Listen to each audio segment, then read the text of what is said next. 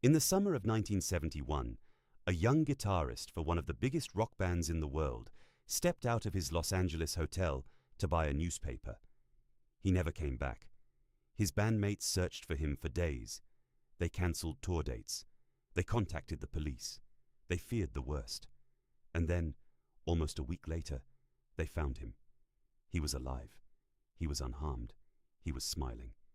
And he was standing on a street corner in Hollywood, dressed in simple clothes, handing out pamphlets, telling his stunned bandmates that he had found God, that his old life was over, and that he was never coming back. His name was Jeremy Spencer. The band was Fleetwood Mac, and the people who had pulled him out of his old life in the span of a single afternoon were called the Children of God. To the outside world, they looked like everything that was beautiful about the era. Young, sincere, smiling, full of music. They sang in the streets. They lived in communes. They preached the love of Jesus to anyone who would listen. But behind the songs, behind the smiles, behind the pamphlets and the warmth and the radical Christian community that drew in a Fleetwood Mac guitarist and the parents of a future Oscar winner and tens of thousands of other young people across the world, something else was happening.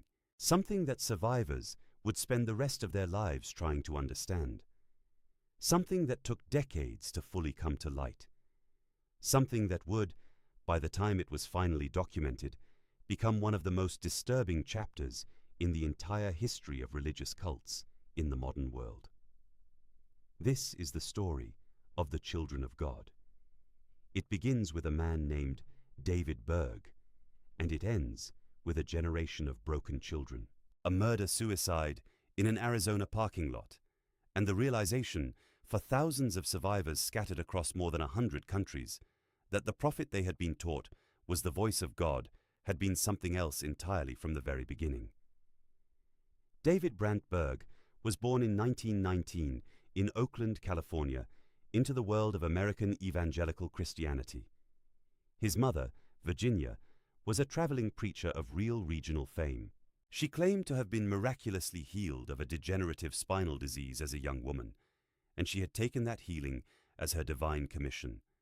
She traveled, she preached, she made audiences weep, she made strangers fall to their knees. And her son, watching from the wings of every revival meeting she ever held, was paying close attention to exactly the right things. He was watching how a single person, standing in front of a desperate crowd, could command absolute belief. He was watching how the language of God could be used to generate power over other people. He was watching the architecture of devotion get built, brick by brick, and he was filing every piece of it away for later. For the first half of his life, Berg did very little with what he had learned. He worked as a preacher in various churches across the United States. He bounced between denominations, always restless, always certain that the established church was too rigid, too cowardly, too compromised to do what real Christianity demanded. He married a woman named Jane Miller and had 4 children with her. He spent decades in obscurity, a middle-aged man with grandiose ideas about himself and no platform large enough to express them. And then, in 1968, at the age of 49, David Berg found his moment. He found it in Huntington Beach, California, at a small coffeehouse ministry called Teens for Christ, run by his mother. The location was perfect. The timing was perfect. Southern California in 1968 was the epicenter of a generational explosion. Tens of thousands of young people had streamed into the state in the previous few years, drawn by the promise of the counterculture, by the music, by the drugs, by the dream of a different way of being alive. By 1968, that dream was curdling. The summer of love was over. The Vietnam War was grinding on.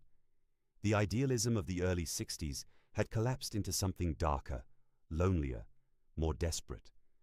The runaways and the dropouts and the burnouts were piling up on the California coast with nowhere to go and nothing to believe in. And David Berg, a 50-year-old man with decades of pent-up ambition, looked at them and saw exactly what they were. He saw a harvest. He didn't approach them the way other preachers did. He didn't condemn them for their drugs and their long hair and their rejection of the American way. He met them where they were. He grew his hair. He wore their clothes. He spoke their language. He told them the established church was wrong. That mainstream society, what he called the system, was a soulless machine designed to grind them into compliant consumers, that the only true revolution left was the revolution of Jesus, and that he, David Berg, was the prophet who would lead it. He was warm. He was certain. He was old enough to be a father figure and rebellious enough to feel like a fellow traveler. And to young people who had run out of other things to believe in, that combination was almost impossible to resist. Within months, he had a few dozen devoted followers. Within a year, he had thousands. They called themselves the Children of God. They lived in communes. They surrendered their possessions and their bank accounts and their birth names to the group. They evangelized aggressively on street corners, drawing in more young people with the same warmth that had drawn them in. They called the process fishing, and they were extraordinarily good at it. Within 5 years, the Children of God had members in dozens of countries and a global infrastructure that included communes on every inhabited continent. They sang, they preached, they handed out pamphlets in cities from London to Tokyo to Buenos Aires. From the outside, they looked unusual, but harmless, a slightly weird Christian movement of long-haired young people who lived together and seemed genuinely happy. And David Berg, the prophet at the center of it all, communicated with his rapidly expanding flock through a series of letters that he wrote by hand and had mimeographed and distributed to every commune in the world. He called them Mo letters. He signed them Moses or Mo, or sometimes just Dad. And in the beginning, they were exactly what you would expect from a charismatic evangelical leader.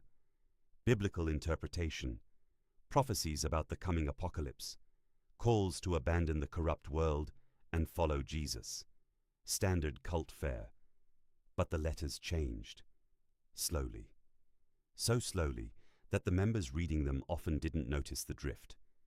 So slowly that by the time the worst of what Berg was teaching had become normalized inside the group, an entire community had been built around the assumption that whatever Mo wrote was, by definition, the will of God.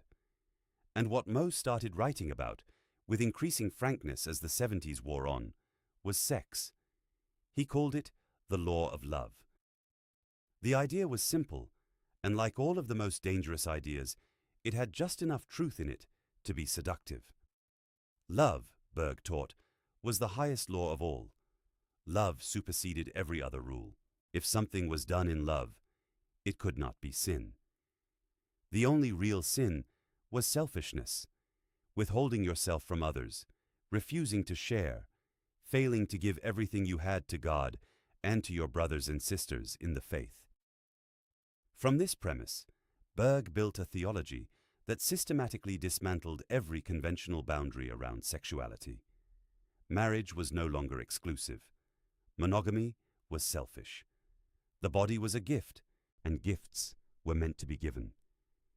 Sex was not a private act between two people, but a sacrament shared among the whole community. And because Berg controlled the definition of love and the definition of selfishness, he had constructed a system in which he could justify literally anything, and in which anyone who resisted could be condemned as spiritually deficient. The most public expression of this new theology was a practice the group called Flirty fishing. By the mid-1970s, Berg was instructing female members of the Children of God to use their bodies as missionary tools. They were to go into bars and clubs and hotels, find men, seduce them, and offer them sexual encounters as a demonstration of God's unlimited love. The men, drawn in by the experience, would then be led toward conversion. It was prostitution dressed in Scripture. It was sex work redefined as evangelism. And Berg's own partner, Karen Zerby, whom he called Maria, and who would eventually succeed him as the leader of the entire global organization, participated in it openly and wrote about her experiences in group publications, normalizing the practice for tens of thousands of women across the world. Internal records later obtained by researchers suggested that flirty fishing involved hundreds of thousands of sexual encounters over more than a decade. Women were celebrated within the community based on their flirty fishing statistics. Berg wrote letters praising those who had brought in the most donations or the most recruits. An entire generation of women inside the group came to understand their own sexuality as something that belonged to the movement, something to be deployed in service of the mission, something they no longer owned. But flirty fishing was not the worst of it. Flirty fishing was the part the outside world eventually heard about, the part the journalists wrote about, the part that, when defectors began telling their stories in the 80s, gave the public an entry point into understanding what the children of God really were. The truth was that flirty fishing, as horrifying as it was actually a kind of distraction.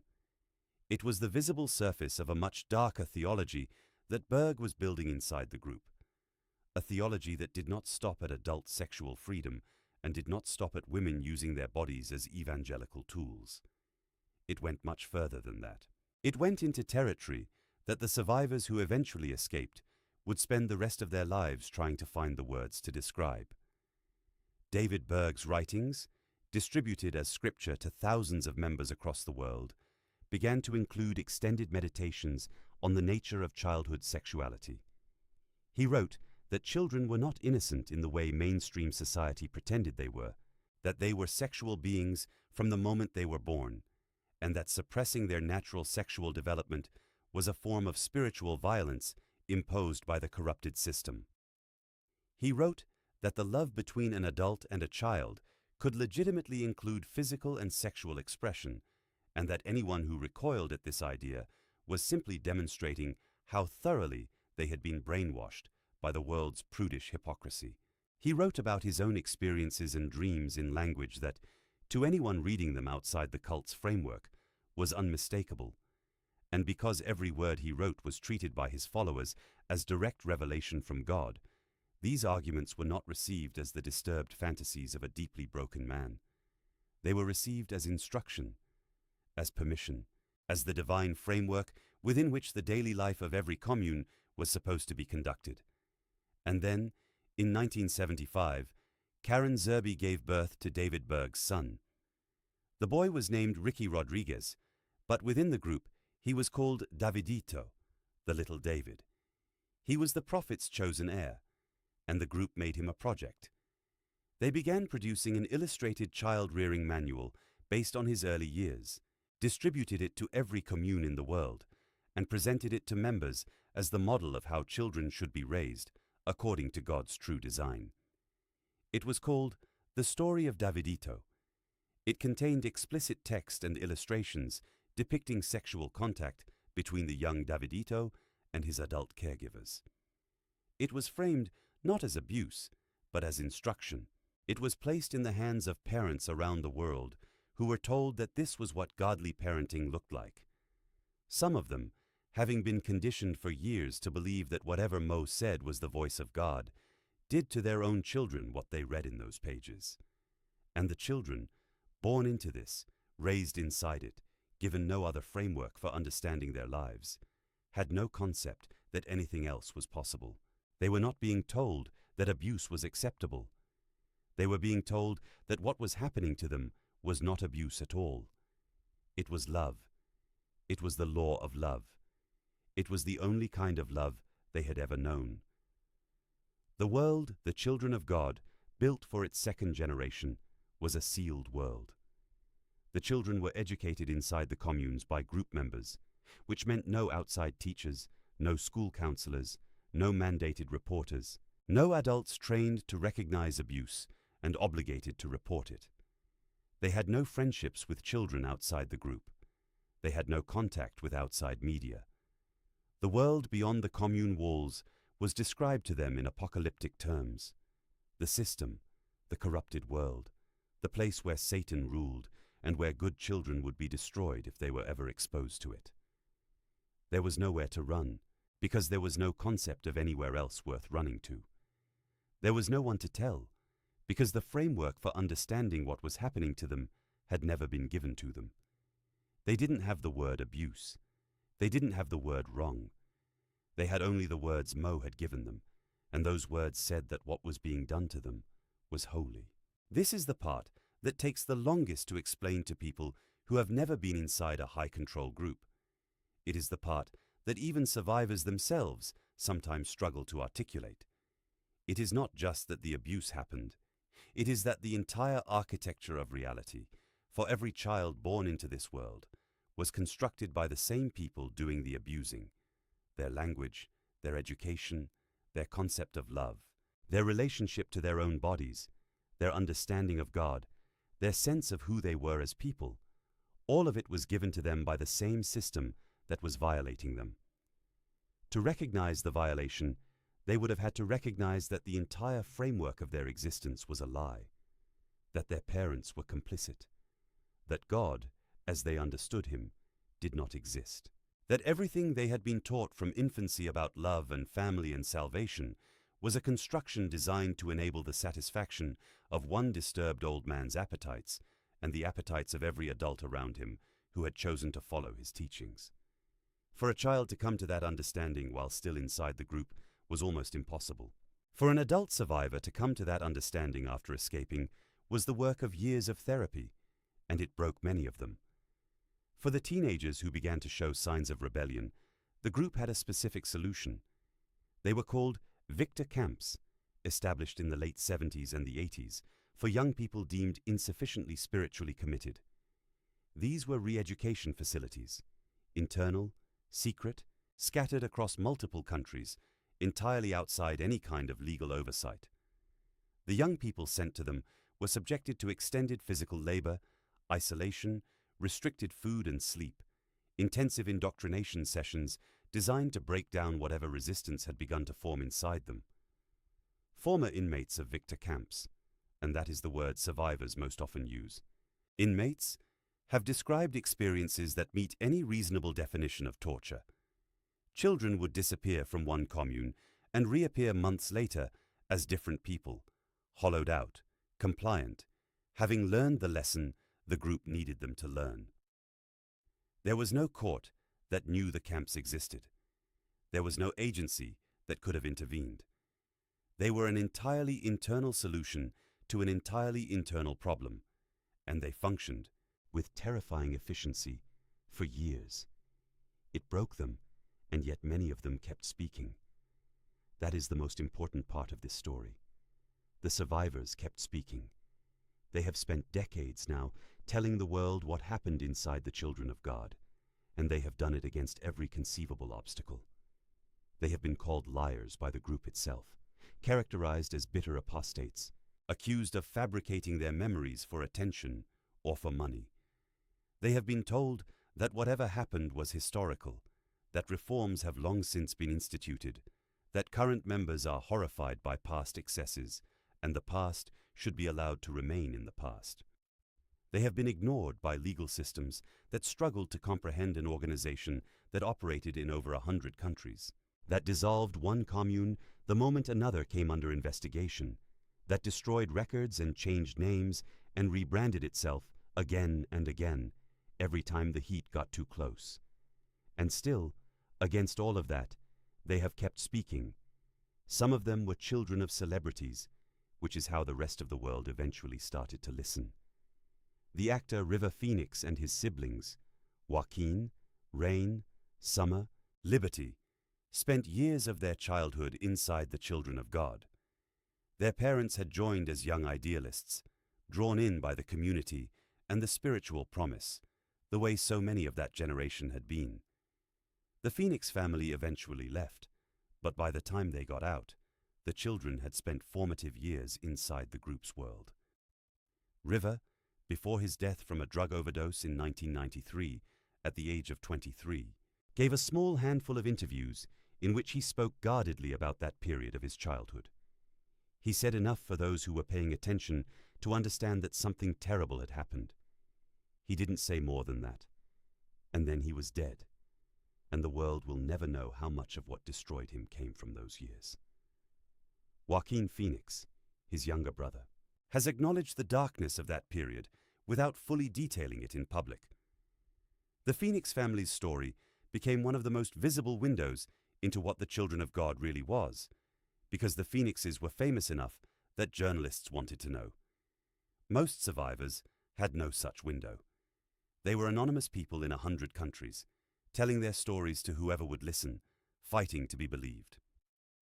Jeremy Spencer, the Fleetwood Mac guitarist who walked out of his hotel in 1971 and never came back, stayed with the Children of God for decades. He raised his children inside it. His story illustrated something important about who the group recruited. This was not an organization that pulled in only the desperate and the marginalized. It pulled in musicians and professionals and educated idealists, people from every social background. Because what it was selling, community, certainty, transcendence, a reason to wake up in the morning, was something that human beings across the entire spectrum of society are hungry for. The hunger that the Children of God exploited is the oldest hunger there is. It is the hunger to belong, the hunger to be loved unconditionally, the hunger to be part of something larger than yourself. There is nothing about that hunger that is shameful or stupid. It is part of what makes us human, and it is exactly the hunger that the most dangerous people in history have always known how to weaponize.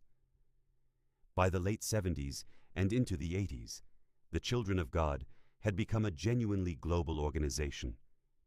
There were communes in France, in Spain, in Italy, in the United Kingdom, in Germany. There were communes in Argentina, in Brazil, in Mexico, in Chile. There were communes in Japan, in the Philippines, in India, in Thailand. There were communes in South Africa, in Kenya, in Australia. The group was everywhere, and it was structured in a way that made it almost impossible for any single national government to shut it down.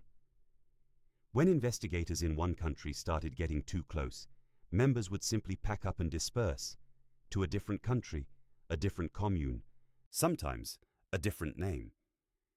The organization was renamed multiple times over the years, from the Children of God to the Family of Love to the Family International, and each renaming was, in part, a public relations strategy to distance the group from accumulating evidence of what had happened in its past. The members stayed largely the same. The theology, with cosmetic adjustments, stayed largely the same. The name changed, and the press releases changed, and the official statements changed, but the architecture remained. In 1993, French police raided dozens of communes across the country in a coordinated dawn operation. They took children into protective custody. They seized documents. They photographed living conditions. They built what should have been an airtight case. By the time the case actually reached the courts years later, the group had relocated most of the relevant members and dispersed the documentary evidence across multiple jurisdictions. The prosecutions that resulted were limited. The pattern repeated itself in Argentina, in Spain, in Australia, in country after country. Each raid produced headlines for a few weeks. Each raid produced a small handful of individual prosecutions at best. And each raid was followed, within a year or two, by the group quietly re-establishing itself somewhere else under a slightly different name. The architecture that protected David Berg was an architecture that the legal frameworks of individual nations had simply never been designed to penetrate. By the late 80s, the pressure had become serious. Defectors were speaking out in greater numbers. Journalists in Australia and France and the United States were publishing investigative reports. Police raids on communes in multiple countries had uncovered evidence of abuse, internal documents, copies of the Davidito book, photographs that no court should ever have had to see. And in 1987, Berg himself took the most significant tactical step of his career. He officially announced the end of Flirty fishing. He didn't apologize for it. He didn't acknowledge the harm it had caused. He didn't address the women who had spent years selling themselves in his name and now had to live with what they had done. He simply announced, citing the AIDS epidemic as his justification, that the practice was being discontinued. It was a cynical pivot designed to insulate the group from the most visible accusation against it.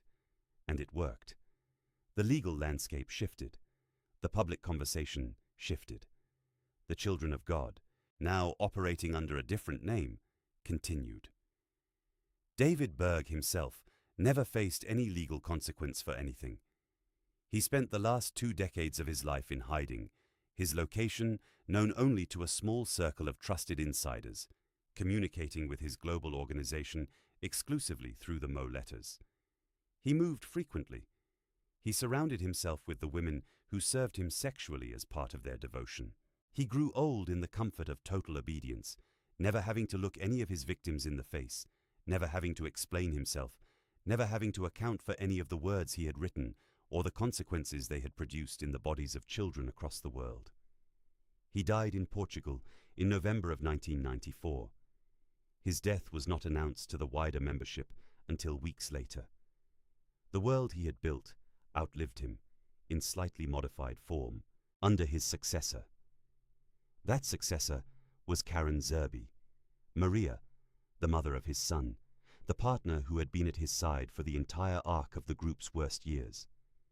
Under her leadership, the organization continued to operate, continued to rebrand, continued to issue carefully worded statements acknowledging in vague terms that mistakes had been made and that reforms had been instituted. She has never faced criminal charges.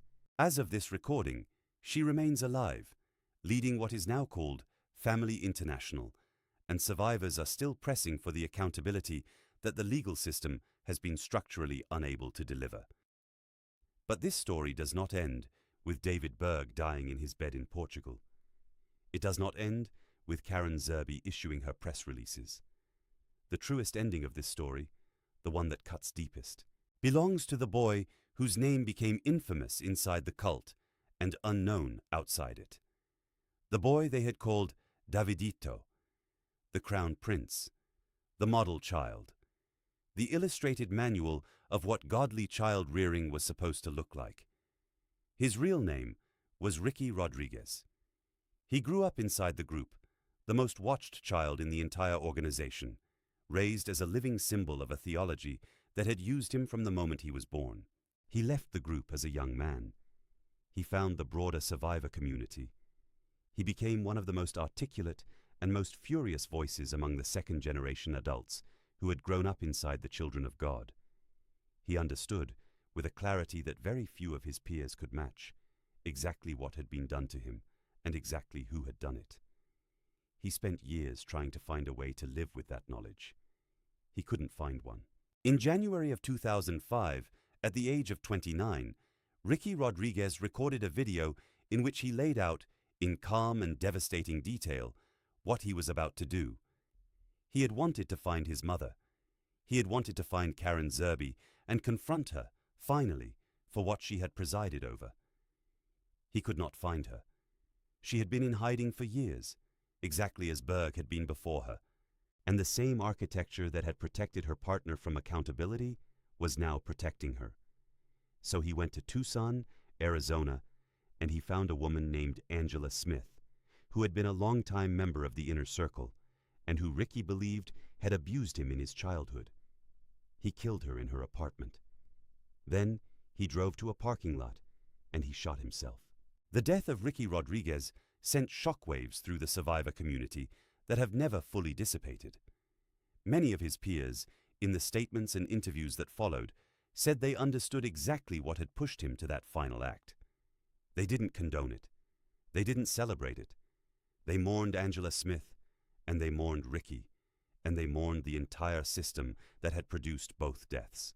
What they recognized in his final video was the voice of someone who had exhausted every other avenue for justice. He had tried therapy. He had tried activism. He had tried speaking out. He had watched the legal system fail to deliver any meaningful accountability for the people who had built the world he had grown up in. And in the end, he had decided that the only justice he was ever going to get was the justice he could deliver himself, with his own hands, before turning the gun on himself. His death is the punctuation mark at the end of this entire story. It is the answer to anyone who tries to argue that the past should be the past, that the worst of what the children of God did happened a long time ago, that reforms have been instituted and the slate should be wiped clean. It is the proof that the wounds inflicted inside that organization did not heal because the organization rebranded.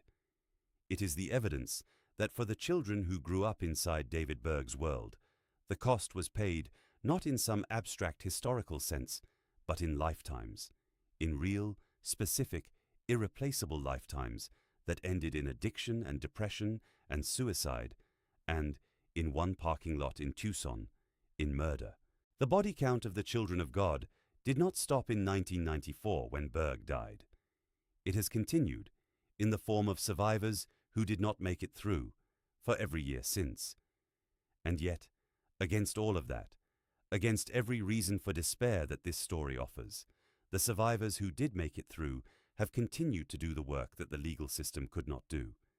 They have continued to tell their stories. They have continued to find each other across borders and languages, building communities online and in person that did not exist when they were young, and that have become a kind of family for people who never had one. They have written memoirs.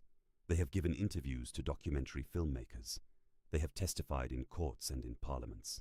They have raised their own children, many of them, in dramatically different ways than they were raised, breaking cycles that the people who raised them never even understood were cycles. They have done the unimaginably hard work of building lives out of the wreckage of childhoods that were stolen from them before they were old enough to know what was being taken.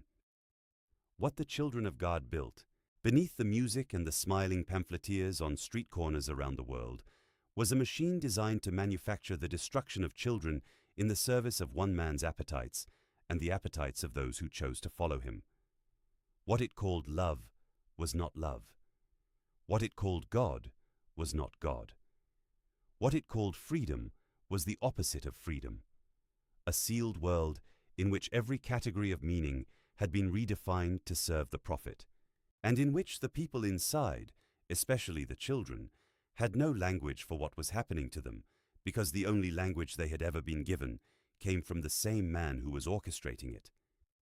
The story of this cult is, in some sense, the story of every cult. The mechanisms are not unique. The hunger it exploited is universal. The way it used the language of God to make itself untouchable is the same way countless other groups, across countless other centuries, have made themselves untouchable. What makes the children of God distinctive is not the abuse. Abuse is, tragically, common in religious organizations across the spectrum. What makes it distinctive is the scale, the global reach, the documentation, the fact that Berg wrote it all down, that he distributed his theology in writing to every commune on every continent, that the evidence of what the group taught exists in the form of thousands of pages of his own letters, and that no amount of rebranding can make those pages stop existing. The truth is, on record. The survivors are on record. The story can never again be the secret it once was. Remember their names. Remember Ricky Rodriguez. Remember the hundreds of survivors who have spent their adult lives doing the work of telling the truth. Remember the children who didn't make it, the ones who died of overdoses, of suicides, of the slow accumulation of damage that nobody knew how to treat because nobody had ever seen the exact kind of wound that the children of God was inflicting. Remember that the prophet, in the end, died old and protected and never had to answer for anything, while the people he had used spent their lives trying to recover from him. And the next time someone tells you that God has given them special knowledge, special authority, special permission that supersedes every other moral consideration, pay attention to who benefits from that permission and who pays the price for it. Because in every story like this one, the answer to both questions is the same. The prophet always benefits, and the children always pay.